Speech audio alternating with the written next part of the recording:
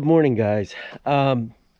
Today's the day I never look forward to doing. It's supposed to snow tomorrow, so I got to get the tractor ready for plowing. This is my 3046 John Deere. It's it's like a 45 horse tractor. The tires on it are not very aggressive and they're kind of worn out. So I got to put chains on. And it works great through the winter.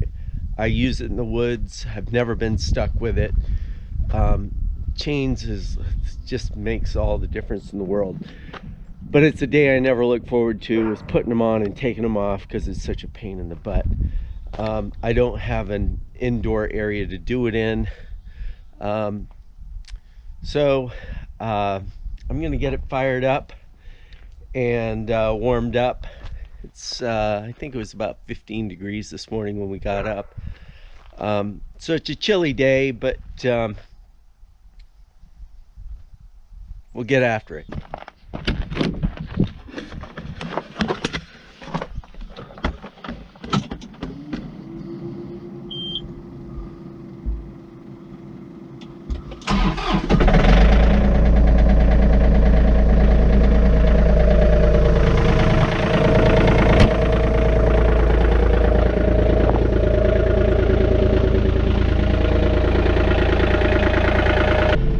So there are days where I kind of wish I had an open station tractor, but then there's those days where you're brush hogging and you hit a hornet's nest and you see them spinning all around the tractor cab and you're like, oh yeah, that's why. And then there's days like today where it's kind of cold, windy, and I've got a little bit of a head cold. It's really nice to climb inside this cab.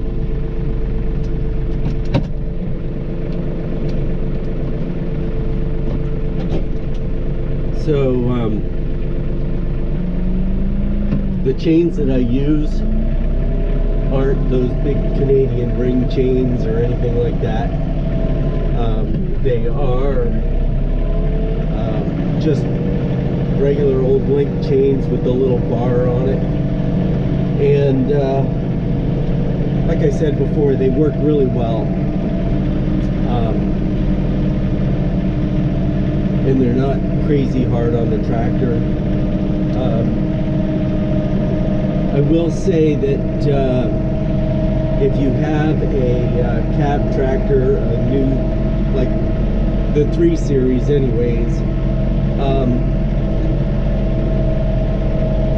the reason why I went with a smaller link chain is because the fuel tank is kind of the fender of the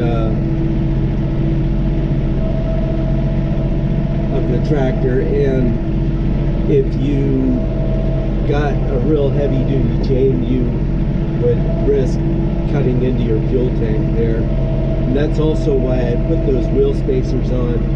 And there's a video on that. My close friend of mine helped me get the chain or the spacers on. I had just had shoulder surgery, and he was nice enough to give me a hand. So there's a video on that if you want to go and take a look at it. What I've done is I've laid the chain out on the ground, and I kind of just drive over it so I can pull the chain up on. I know that a lot of guys do this in a lot of different ways. Everyone has their own way of putting chains on, whether you're draping it over the top and then driving onto it, or this is the way I do it. And this right here is your best friend when it comes to chain. These are small. The bigger the chains you get, the bigger the little clevis you can get.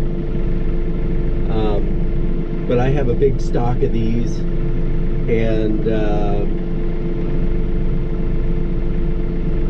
you can't have enough.